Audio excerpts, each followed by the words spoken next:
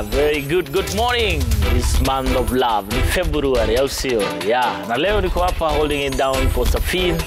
My name is Bensu. Manko Bensuko kwa streets na niko na wageni wangu hapa leo kama kawaida. Miss Fura? Yes. Mambo vipi? I think it's time we told people the truth about us. It's a high time. I'm ready. It's almost Valentine. Let's tell the people why we are matching outfits today. Yeah. Explain yourselves, guys. From the same locality. Even though it's a msupa wako. Unajua sasa from the same locality. Unajua kuna vile wanasemaga we were in the same spiritual realm something. Ni kama how they say when dads are introducing their family, let's say in church or in like a gathering, habari zenu ndo hii jeshi yangu. Ndio hii mbogi ya mae. Ndio hii mbogi. Nimekuja na mbogi. You good? Ni mbogi yako? Yeah, ule ni mbogi ya mae. Okay. Sister cutie. Yes, sir. Mambo vipi? Mko fiti machi mnakafiti. Mnakafiti. But then there's something about Roberta this year. Yeah. Kuna vile ana glow. Kitu imechange na ule. Ameamua kukua yani kuna luku tu anaendea. Okay. Acha sitasema on air but pia wewe unajua. Mimi nimezoea suda on the outside. Niko na ngozi mingi. So he said mmemachi na pia he said tumewakilisha. Viatu sana. Viatu sana. Go to sawa wewe. Good to see you guys. Good to see. Mimi CJ. Ai boy child. Sage tumekumi. Socha tu tusemeonea. We've really missed you, CJ. Thank you. I missed you too. But it's only 2 Tuesdays, right? No, it's 3 weeks. It's a month actually. Yeah, but it's good to be back. Right. Walikuwa wamekumiss, mimi nilikuwa nimekuhata. Yeah, and today we are speaking about mental health. You know, they say that your health is your wealth, right? Yeah, matters mental health. And CJ, what is mental health? Wow, is that my invitation back? Welcome back. Well, you know, it's just the same way we have physical health, which is how harmonious your body is in its function. Your mind has its own operations and its systems, yet your mind is so intertwined with your body, affects your behavior, affects your perception, your cognitive abilities. And anything that affects your mind then affects everything around you, including your emotions, your behavior, sometimes even your physical health. And whereas we easily talk about like the physical health because it's very easy to know that I've got malaria, I've got all of these other things, mental health is your state of mind with regard to the balance that it has in your life. How you see things, how you make decisions, how you relate with people, how you feel about yourself. Whether you are able to withstand pressure or whether you're able to function at your fullness. So it's just the state where you are in emotionally. And I'm trying to avoid using mentally, but in your mind, but generally with emotionally. That affects how you perceive, how you see, how you relate, how you feel, and, well, how you make decisions as well. How you make decisions. Sister Cutie, how do you make decisions? You know, they say the mind is the most powerful tool in your body. Yeah. The mind, whatever it is that you tell your mind, whatever it is that you feed your mind, sometimes unasikianga mtu akisema, vitu zinagongana kwa hiyo kichwa yangu manze, and you wonder, you know, when we were growing up, we never used to know anything about mental health. We were always about like, you need to be healthy, that's the spiritual being, emotional part of it, and the physique part of it. But mental health has been like a taboo. Like people never really want to speak about mental health.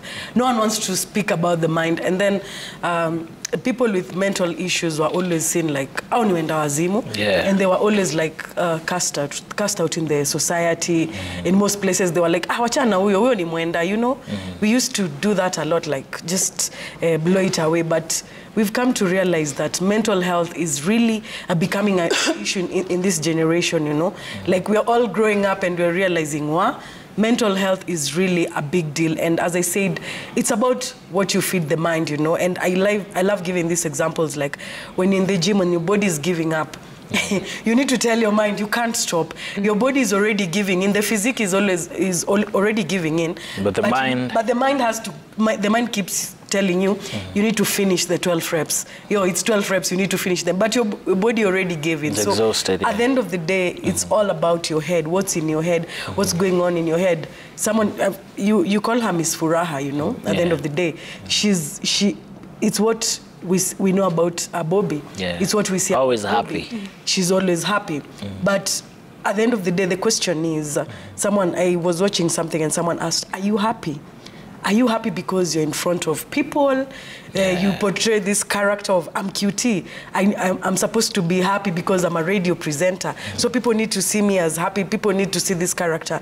But in real sense, am I really happy? That's the real question that everybody should be asking themselves. Am I really happy? When you're alone in bed and, you know, in that four-wall room and you're like, are you really happy? So at the end of the day, it's all about the mind.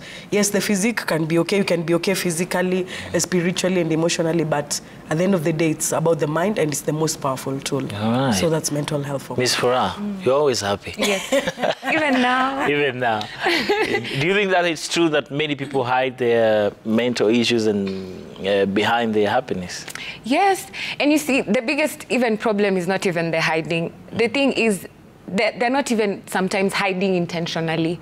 It's just such a subconscious action because you have to show up. In adulthood, you have to show up. Nobody cares if you're sad or if you don't have money or if you're heartbroken or if you're going through things. I mean, people care. The people around you are supposed to care. But I mean, things like responsibilities, lazima bado ziendelee kufuatanisha. So sometimes you don't even realize that you're actually in a rut. You don't even realize you're going through things mentally, emotionally, just because hakuna hiyo awareness ya kujua, oh, kumbe nikifeel hivi inamaanisha niko hivi.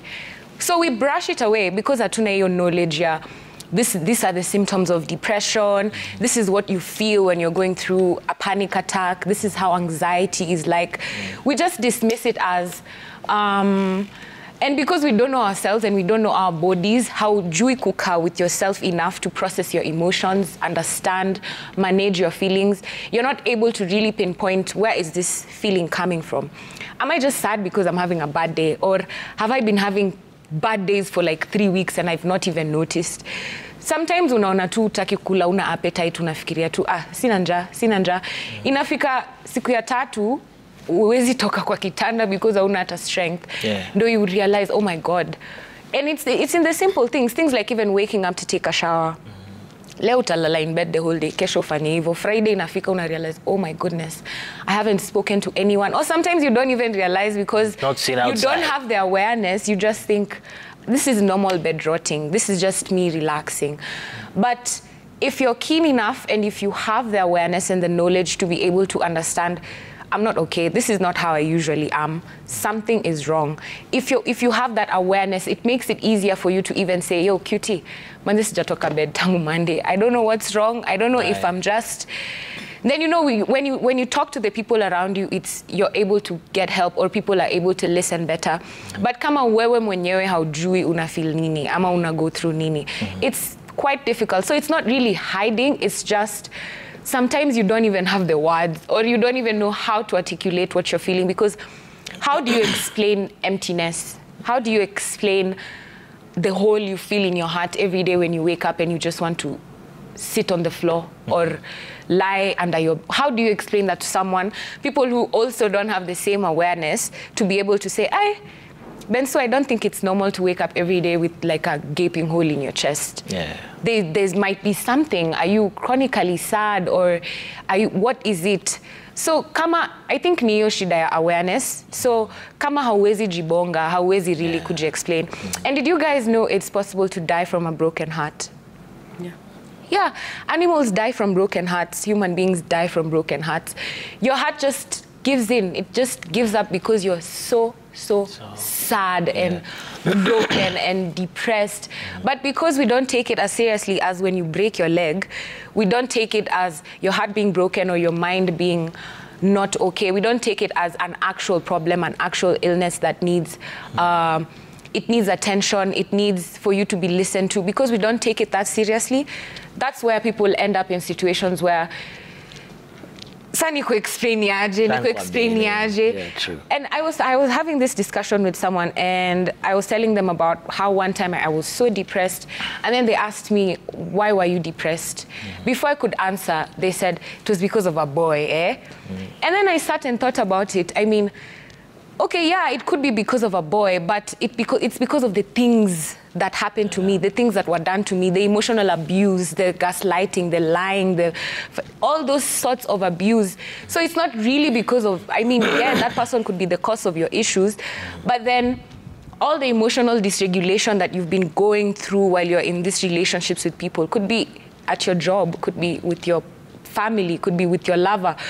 All this emotional turmoil, it puts you in a situation where unaamka tu una realize, sijakuwa happy for 6 months. Yeah. Na kama hauko aware, ni ngumu sana kupinpoint. I think what I've picked from you, Sage, if you would agree with me, is that most people out there are in denial. Well, in a sense, but sometimes you see there's also the element of escapism, where what you actually think is somebody showing up is them recognizing a bit that there's a space within which when they come, they forget their issues. So when you say, I was with Bobby and Bobby was very happy, she probably knew that when she stays at home, she's sad. Yeah. So she uses my space as her high. Yeah. But then when she goes back, she loses the high. So she's not even trying to put up a face. She actually recognizes that being around me gives her a high. But then now when she comes from this high and goes back into her space, she realizes she's going back into a very down low. And she can't keep me the whole time. She can't keep friends the whole time. She can't keep going into the spaces that she wants to get a higher. And sometimes we meet people when they're escaping their dark place. And we feel like, but they always show up. They're trying to medicate whatever they are feeling. So they may not even be in denial, but they may just be recognizing that when I am with Bensu, I feel good. So I want to look for Bensu every day. And that makes them probably not then deal with the thing that they should deal with, which is when I go back home, why do I feel the way I feel when I'm at home or when I'm alone? Why am I scared of being alone in my house? Why am I scared of being alone in the car? Why am I scared of being alone when I'm walking? What is this that makes me feel like I don't want to wake up or get up? What is this thing that makes me feel like I want to spend my entire weekend at somebody's place and not explain to them why I'm not going to my house, which I have paid for? I think also, we sometimes are not very keen on the people who are around us. Just to be asking, Cutie is here for 4 days. She's saying nothing. Her house is okay. She doesn't seem to want to leave. Could there be an issue? We also have become very, very, we're more cognitive of our costs, living costs, work, money, that the next thing you're thinking is, aren't you going to work? Aren't you going to pay your bills? Can't you go back and do this? And sometimes people are crying for help, and they don't know whether it is okay for them to say it. You see, Cutie started by talking about the taboo that there was with mental... Back in the days. Yeah, and that keeps on going. Like, so how do I even come and say, I'm not okay? And yet I cannot pinpoint what I'm not okay about. If you're going to share it like Bobby did, and then somebody says, it's a boy, they trivialize it. So you don't even know whether it is okay for you to share this because it's a real feeling, but you don't know how the reception will be. So people begin to try to medicate themselves. They feel like, well, I'll just find a way to get over it. I think in 3-4 days, I'll be fine. Move on. But then it doesn't go. Yeah. So sometimes they're not really in denial. Sometimes all the actions are a cry for help, but we're not seeing. You're not seeing. All right, Cutie. Sorry, you had mentioned about back in the days while growing up, and you know, as kids, back in the days, there are things that happened to us, and maybe our mind back then didn't pick it up, and now you find that they're actually the ones that are triggering us right now at this age that we are in. Actually, it's like you read my mind. That's what I wanted to talk about, the childhood traumas. We have these childhood traumas. When you're a child, there are these things that our parents say, you know, and we love our parents love us. I think parents are the most selfless people because your parent will do anything, will sacrifice everything and anything for you to actually have a good life. Yeah. But what's the impact that comes with it? Because at the end of the day, your parent might just say something like, you're going to be the best doctor in the world. Something as simple as that. You're going to be the best footballer in the world. You're going to be the best musician in the world, best teacher in the world. But at that point, what does this impact have on this child? Because at the end of the day, your parent is already focused on you being what they want you to be. But truly, what do you want to be? Inside you, deep inside you, what do you truly want to be? So we end up growing, as children, we end up growing, wanting to please our parents. I want to please my parent. I want to go to this school because my parent wants me to go to a university. Who said I want to go to a university? Maybe I just want to go, you know, do something else for my life. But at the end of the day, we grow up, we end up becoming what our parents, we end up pleasing our parents. And in that quest of pleasing our parents, you start becoming a people pleaser. That's called a childhood trauma, because now you're becoming a people pleaser, because even when you're out here, you just want to please people. It's never about you. If I want to become a radio presenter, the big question is, did I want to become a radio presenter because it was my choice, or because my mom wanted me to become a radio presenter? It goes back to all that. But I'm not saying that our parents don't love us or they don't want the best for us. You'll hear someone say something as small as, I've never been hugged by my parent. My father has never told me he loves me. My mother has never told me. It's actually awkward when you hear a human being saying adulting. That's why we say adulting is a scam. Like right now, may I tell my mom I love her, I tell my dad I love him, you know. But maybe growing up, I wasn't able to express that in that kind of nini. But it's a very big deal, Bensu, because right now, our children, you have to hug your children, man. Like, you have to really hug them and tell them, I love you, I care for you, and I really want you to be the best version of yourself. But that was something that was overlooked as you were growing up. How many people can attest to being hugged when they were kids? How many people can attest to that? Dad, I love you. Manze, it's really awkward when we have this conversation.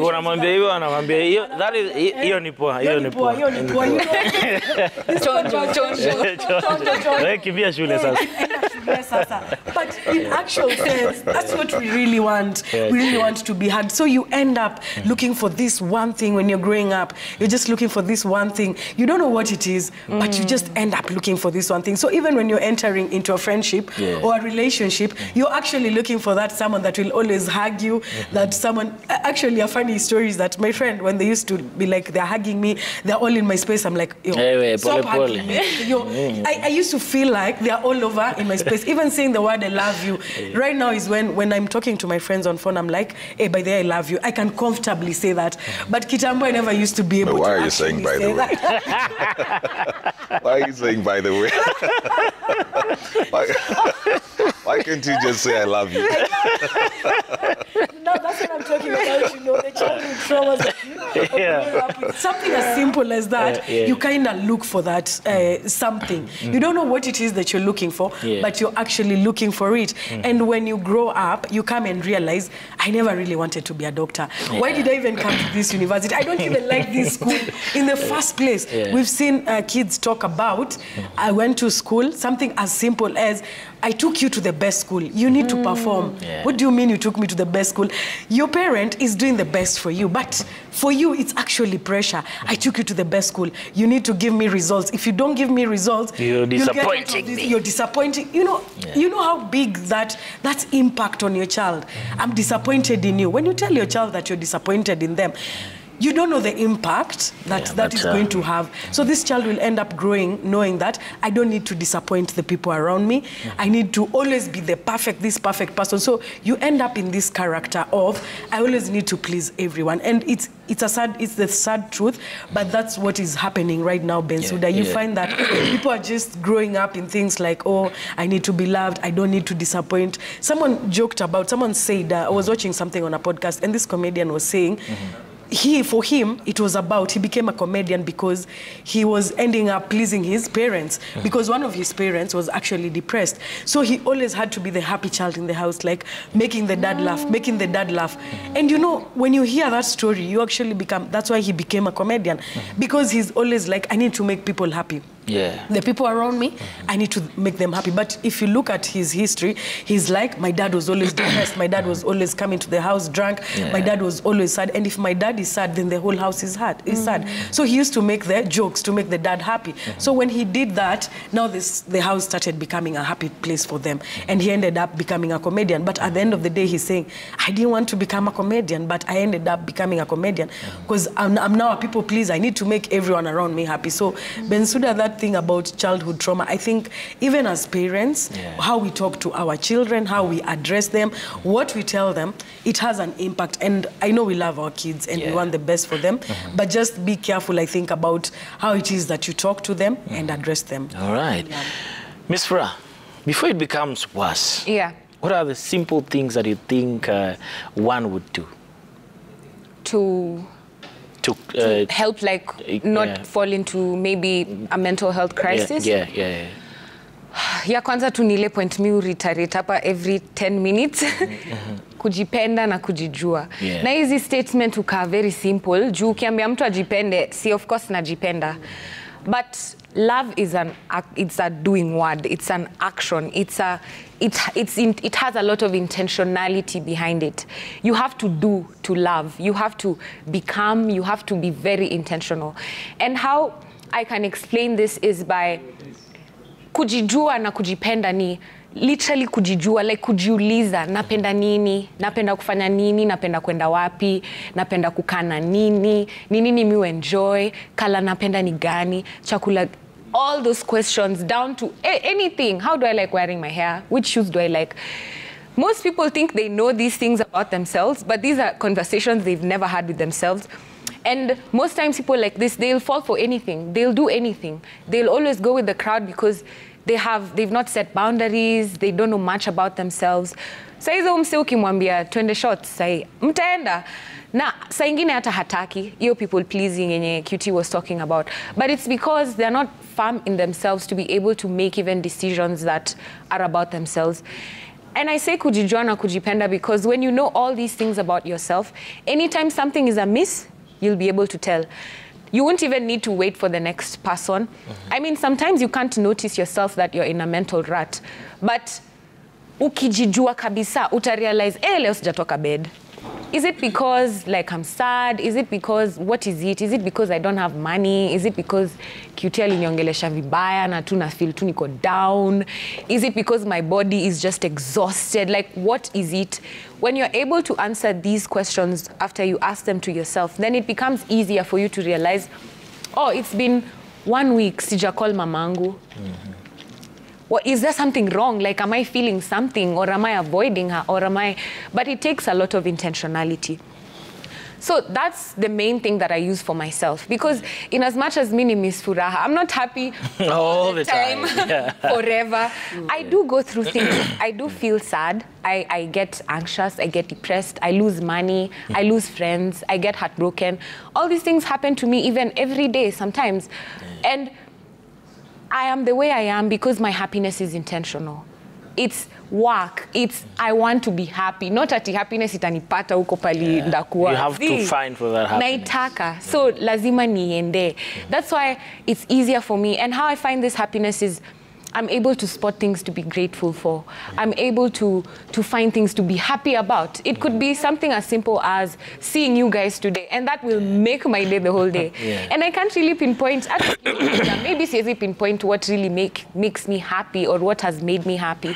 But just the fact that when I'm going through my day and realize, and because I do this introspection every day, there's something I was taught by our friend Shazmin. She told me about journaling, and not just journaling the way you do it normally, like just writing mashidas. Because mostly when we're journaling, we're just complaining to someone who's in the book. But she told me in the morning when you wake up, you command your day. You get to choose the kind of day you want to have. So what kind of day do you want? write it down. Today I want to wake up and dress in pink, and I want to go see CJ and QT because I miss them so much. And after I see them, I'll be so happy. Da, da, da, da, da, da, da. Then at the end of the day, go through. See,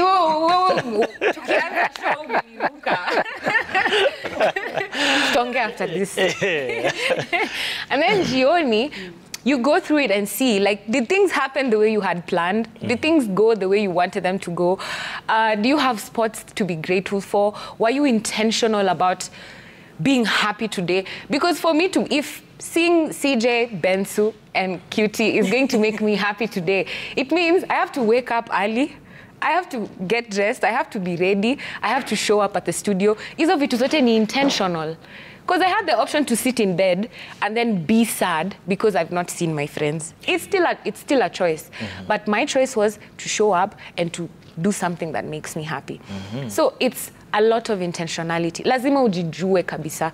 Ndo saa zile something is amiss. Like me, when I feel like I'm starting to get really, really sad, or like something is making me a bit depressed, I see my patterns. I notice my patterns. Because I'm generally always so bubbly. You can tell when I'm not okay. You can tell something is not okay with Bobby. And I can tell for it myself because najua kukua intentional about happiness yangu. So sale naanza kuslack, I'm able to tell, something is not okay with me. So that kind of intentionality is what everyone needs. It's not something... it's something everyone can have. It's not something that's limited to a certain group of people, that people who have stronger mental health. Mental illnesses can be overcome with some sort of therapy, some sort of communication. And for the ones that are extreme, like Zile, they can't, we need to have awareness, community, love, so that we're able to support these people who are unable to stand on their own mentally. Because ni ngumu ni kama tu kuvunjika mguu manze. Alafu watu wanakuuliza, mbona hujakuja job? Mbona huja nini? Ningekujaje na siwezi hata ongea. You know, so it takes a lot of intentionality, knowing yourself, loving yourself to be able to notice when something is happening. All right, CJ, there's one for you here. There's a guy who's saying, mimi nikiongea na marafiki about, okay, sasa ni Kiswahili ngumu, about tunapitia tunaendaka kwa alcohol. Yeah, so I think he's trying to say, he's trying to say that his peers are among the people that are making it worse for him. Right. What would you advise such a person? You see, because a lot of us do not even know how to handle it. So we're always hoping that we will just push things under the carpet and then wake up the next day and get better or have dealt with it. And especially for men, they do not even know how to have deep or intimate conversations, even outside of pain. You know, we were talking about, you guys were joking about how you tell a father that you love them, and then they say, okay. But you see, the generation of my parents, you'd rarely even see physical affection. You'd not see anything around them. If they're walking, one would walk ahead, the other one would walk behind. It was nearly embarrassing for them to show affection to one another. Yeah, you'd just see them walking different ways, but because for some reason, love, affection, softness, kindness were made to look like weakness. And so this weakness was not acceptable. It was easier for people to show anger. Like if they were fighting, that would be public. That's okay. They'll fight publicly. Somebody will go and will beat somebody publicly. They don't care that the kids are there. But when it comes to showing softness and kindness and just treating them well, that has to be hidden. This is the mentality that we have had. So we really do not know then how to deal with intimacy, because intimacy was always hidden from us. So when somebody comes up with a situation, we get embarrassed and we feel helpless. And we may connect with them, but we really don't know how to do that. So people would rather have jokes around it, or take somebody for alcohol, take them out to the club, let's go and dance it away, let's go on a road trip and do this. And whereas that is all okay, in a sense, you see the capsule is never the medicine in itself. Yeah. It has the medication within. Inside. So when you're going out, when you're going on a drive, when you're going on a walk, when you're taking this person out, when you're going for a drink, are you going to address the issue? Because all of this is supposed to be a capsule. That's just an environment you're providing. Like, okay, let's go into a space where we can talk about this. But if you go with this person elsewhere, even if you drive all the way to Mombasa and come back, that's a very little feel good. That's just giving this person a painkiller. They come back, you've not had the conversation about what is making them feel the way they are. After they leave you, they go back. It's what I talked about, that people come on a high, and then now they go back into a very low. So if your friends do not have the capacity to handle your issues, you probably need to look for a therapist. Because sometimes, really, they may be genuine, but they don't have capacity. They're not equipped to deal with it. So find somebody who can handle that thing without him losing objectivity. There's a reason, Bensu, that normally surgeons do not perform surgery on their relatives. They're too emotionally invested to make proper judgment. So sometimes your friends will not be the best people to deal with it. For example, you may be relating with somebody, it may be a spouse, it may be a boyfriend or girlfriend, and you're telling them that I'm depressed. The first thing they're going to do is go defensive, because they are thinking, but I've not treated you in any way that would make you be in this particular state. They feel like, but I'm treating you well. And it may not be how they are treating you. It may just be other things, because some people are also genetically inclined to go towards this. It may be the traumas that Kitty was talking about. It may be a very different environment that you're dealing with that is pushing you towards this place.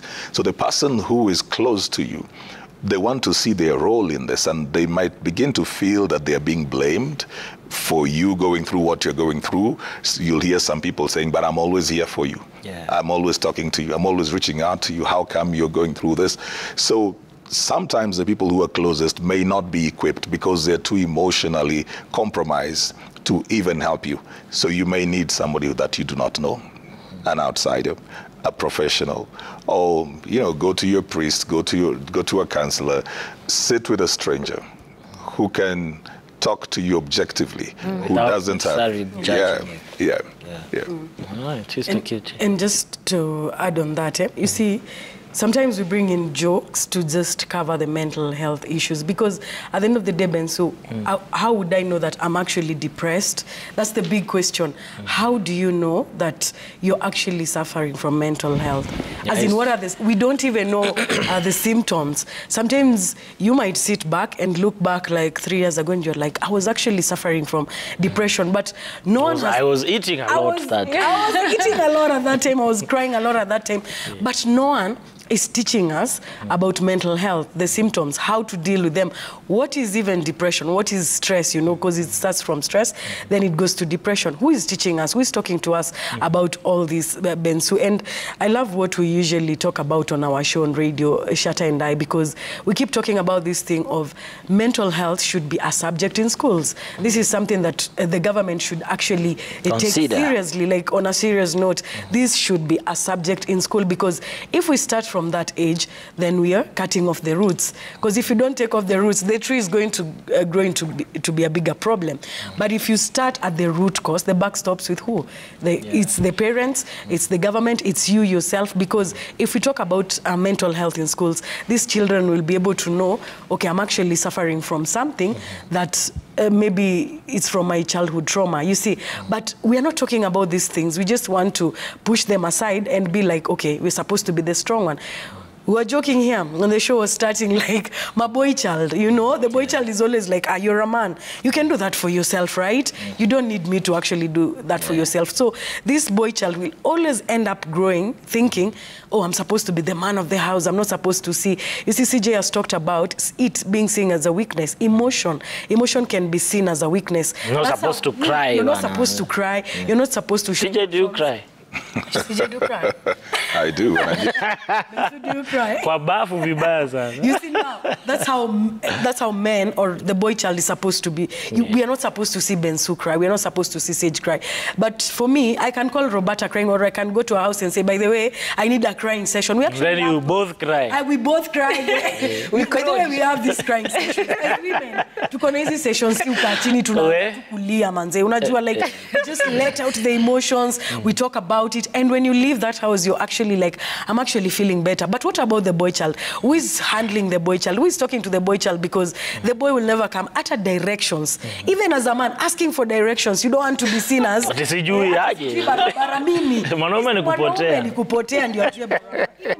asking for directions is already a problem, Bensu. You get? Yeah. Like, we need to stop this mentality of showing the boy child you need to be the strong person, you know. Yeah. Don't show your emotions. When a boy child, enda ujifanyie. Any boy child anafaa kujifanyia kila kitu, alafu mimi ni baby girl, nafaa kufanyiwa kila kitu. Yeah, and telling your kids that boys don't cry. No, boys don't do this, boys don't do this. We need to get away from that mentality of growing our kids like that. Showing emotion is a weakness. Showing empathy is a weakness. Who said that? You see, now that's something that if it's done from the grassroots in schools, let's just start from there. Let it be a subject. Mental health should be a subject. Let therapy become something that, you know, therapy is very expensive. Yeah. That's why it's called rich people problems. You'll hear someone, they go for therapy and they're like, hey, wo kona do. You see, I can't even afford to go for therapy. You can do therapy. I know, like, you're just like, therapy is too expensive, Bensuda. Let's just agree on that. Why can the government just make it simple for any local mwananchi? You can walk in to a therapist, go get your therapy session, actually absolutely for free, and go back home. Then we wouldn't be having all these issues, Bensu. The reasons why we have all these mental problems, number one, let's start mental health as a subject in school. Let's also make mental health something that it's free to talk about everywhere and anywhere. You can come to me and talk. You can actually come to me, or if you feel like I will judge you as a friend, then make therapy free, so that anyone can just go in, go get the help they need, and just go back home. You don't necessarily need to talk to me, Bensuda. Maybe ka una feel cute atani judge, when ni mwanaume si need kuona hiyo part yako yenye weni weak, then enda kwa therapist. Enda uongee na therapist, ukitoka hapo mazi utatoka at least umefeel kuna mtu amekusikiza. So hizo ndio issues zenye tuna face, cause maboy hawataki kuongea kuhusu hizi vitu, wanaona hapana. So unapata mtu anaenda hapa, anapiga drink yake, anaenda home, hivyo venye tumesema. Tunaenda na mabeste, tunapiga hiyo drink, but we don't talk about the problem. Unaona, kupiga hiyo drink atujongelelea ngori, si tumepiga alafu unafikiria utasahau, unaenda home, una dose, unaamka, the same problem inakungoja, hakuna mali inaenda. So maybe those are the things that we should be looking at, Bensuda. And also the boy child, sisi parents wenye tunalea boy child tuko na kazi mzito sana, because we need to talk to these boys and just tell them it's okay not to be okay. Yeah, it's okay to cry. It's okay to cry. It's okay not to be okay. It's okay to go and talk to your friend. It's okay to get lost and ask for direction. You know, so hizi vitu lazima tuziongelele, Suda. Yeah. Amazing sana. Kuna mtu alikuwa ananiuliza therapist, na yeye akitaka kuona therapist anaenda. It's a long chain of therapists. Baka kwa boss. Kitaka surgery. Pia anajua.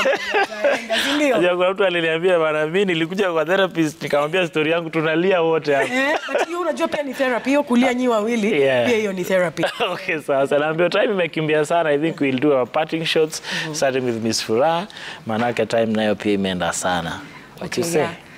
Please take your mental health as seriously the way you would take if you broke your leg, or if you umie physically kwa mwili. Please take your mental health as seriously. And when you start to feel like you're not being yourself, you're not okay, please take this time to create a community around you that notices when you're not fine. Because sometimes when mwenyewe unaweza kosa kunotice, so that you can have a community that is able to be there for you, able to listen, able to help you. Na kama uwezi afford therapy ama hizo vitu zote, please don't be afraid and don't feel like it's the end all. You can still be better if you seek knowledge and help. All right, CJ? Live life. Sometimes some of this pressure comes from the goals that we set on ourselves. Redefine success. Do not ignore how you feel. Reach out where you can. If you feel unsettled, then something is wrong. Just the same way you'd feel pain and you know that something is wrong. Do not ignore all those signs. Talk as much as you can, and create your own space. you better look weak for a day and then be fine for the rest of your time. Amazing. Sister Cutie. Live a day at a time. Don't let the pressures of society, don't let society define you, define your goals, as CJ said. Don't let social media put you in pressure. Live a day at a time. Live your life. Set your goals for yourself and always seek for help. Amazing sana. Usijipatie pressure kwa life. Usijipe pressure. Sawa sawa. Amazing sana. Take care of yourselves, guys. Chukua ka walk hapo nje once in a while. Sign up for gym sessions kama Cutie like wanasema. Anza kukula poa. Just take good care of yourself. We're gonna see you again next time. I've been your host, Bensu. Remember that these bodies that we have are the only places we are going to live in. So take care of your body. See you again next time. Adios.